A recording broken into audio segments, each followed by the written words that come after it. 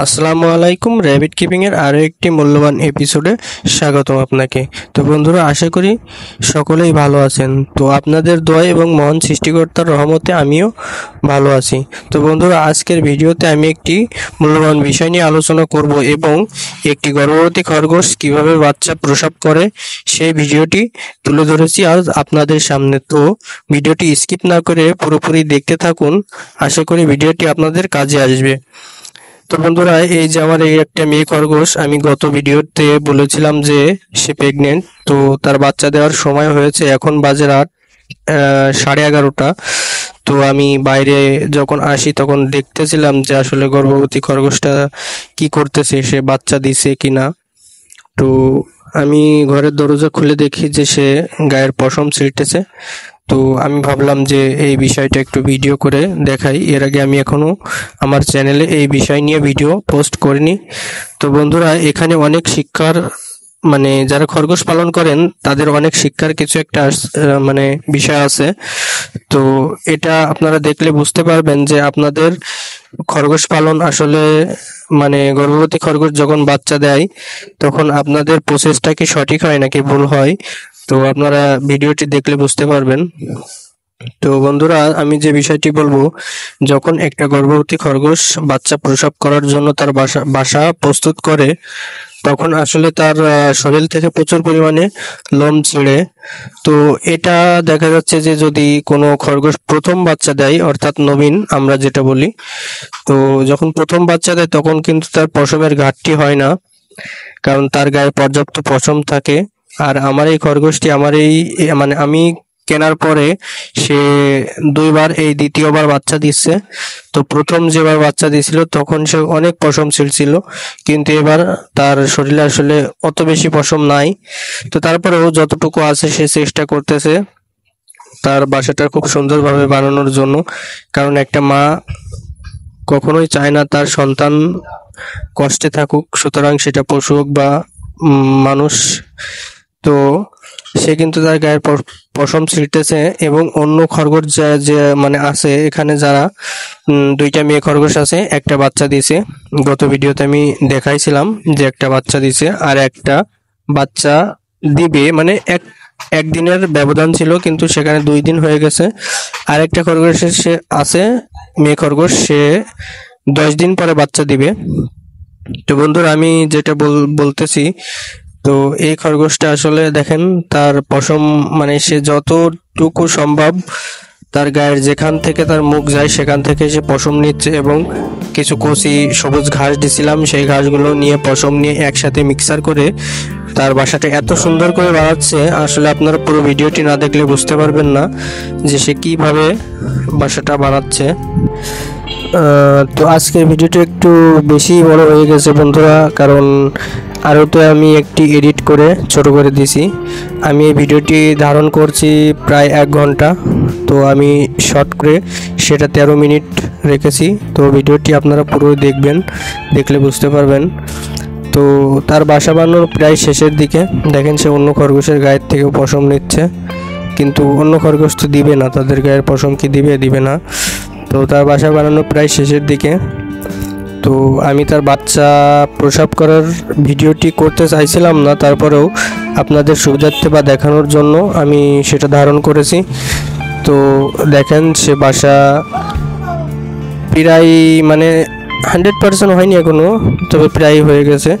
সে কিন্তু পশম ছিঁড়িয়ে তার বাসাটা তৈরি করছে। আমি কিছু ঘাস দিয়েছিলাম, তো সে ঘাস নিছে, তারপরেও তার পশম না দিলে আসলে পশম তো লাগেই। তো এই যে সে আবারও পশম নিয়ে গেল, আমি ভিডিওটি মাঝখানে একটু স্কিপ করেছি। তো সে এখনও বাসা বানাচ্ছে, অনেকটা সময় ধরে সে বাসা বানাচ্ছে। তো বন্ধুরা, আমার গত ভিডিওতে আপনারা কিছু ভাই এবং কিছু বোন কমেন্ট করছিল যে ভাইয়া খরগোশ কত দিনে বাচ্চা দেয়। তো বন্ধুরা, একটি মেয়ে খরগোশ সাধারণত ব্রিডিং করানোর পরে 30 থেকে 32 দিন, 33 দিন সর্বোচ্চ, এর ভিতরেই আমি তাদের কাছ থেকে বাচ্চা পেয়েছি। তো দেখেন সে পশম ছিঁড়ে, ঘাস এবং শুকনা ঘাস দেওয়া ছিল, শুকনা ঘাস এবং পশম সব একত্রিত করে খুব নরম এবং সফট একটা বাসা বানাবে তার বাচ্চার জন্য, খুব যত্ন করে বানাবে। আসলে দেখে যেটা বুঝতেছি, আমি তো তার সাথে কথা বলি নাই, তো দেখেন সে খুব সুন্দর করে একটা বাসা বানাচ্ছে। তো এখনই সে বাচ্চা দিবে, তার বাচ্চা প্রসবের সময় হয়ে গেছে। তো আমি আসলে চাইলে তখন ভয়েসটা দিতে পারতাম, কিন্তু তখন আমি ভয়েসটা দেয়নি, কারণ চুপচাপ ছিলাম, শুধু জাস্ট ভিডিও করছি।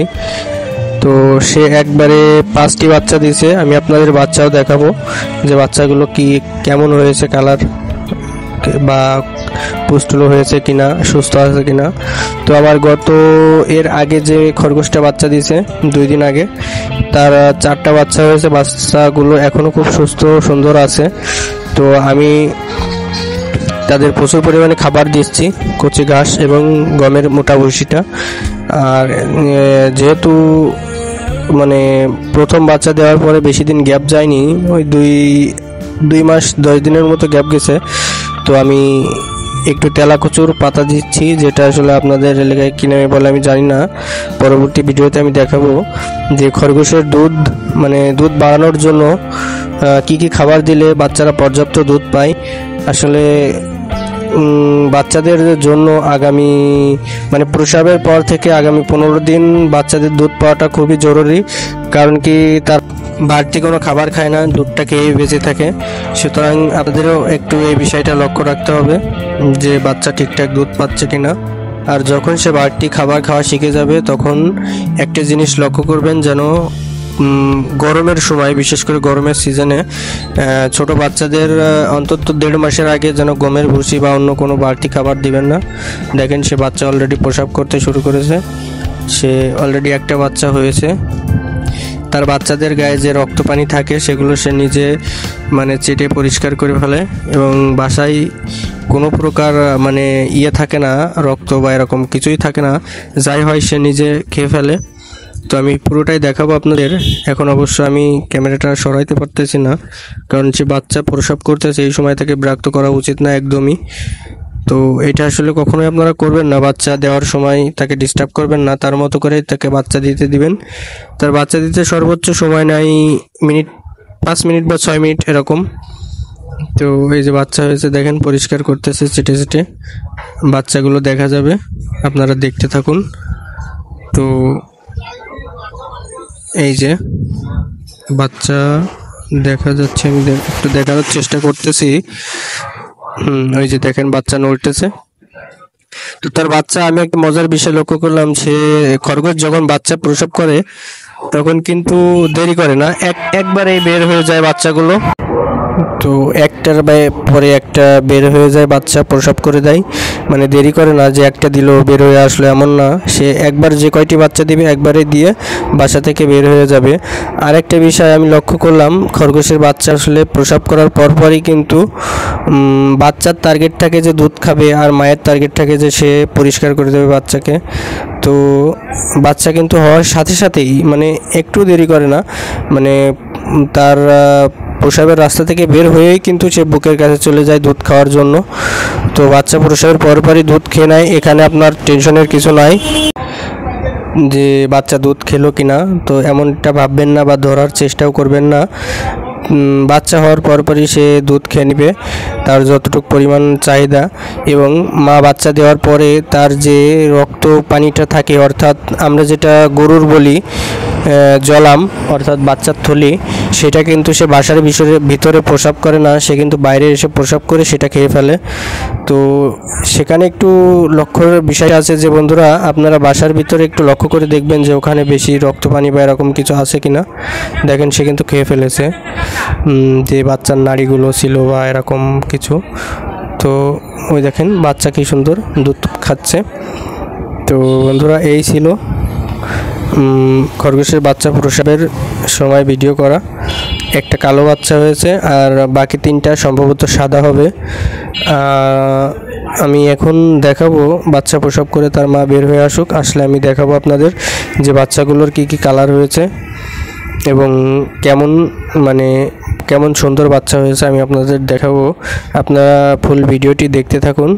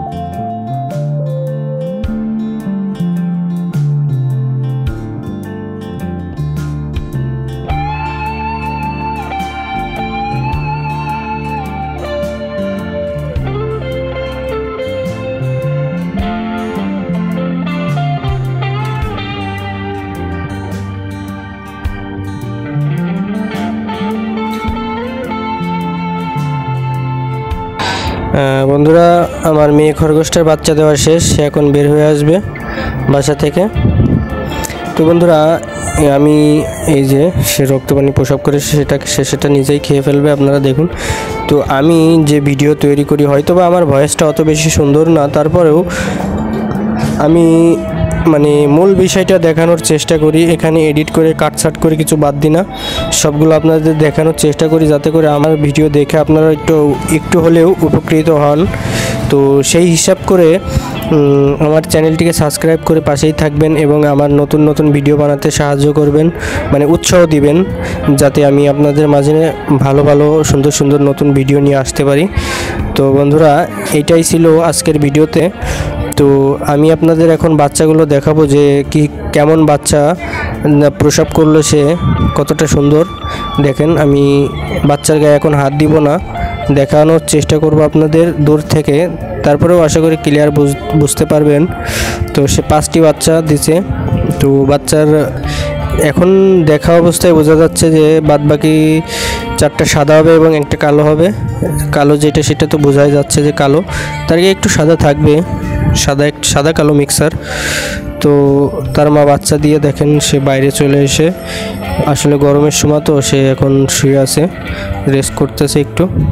তো বন্ধুরা, এই ছিল আজকের ভিডিওতে, সকলেই আমার পাশে থাকবেন। আসসালামু আলাইকুম।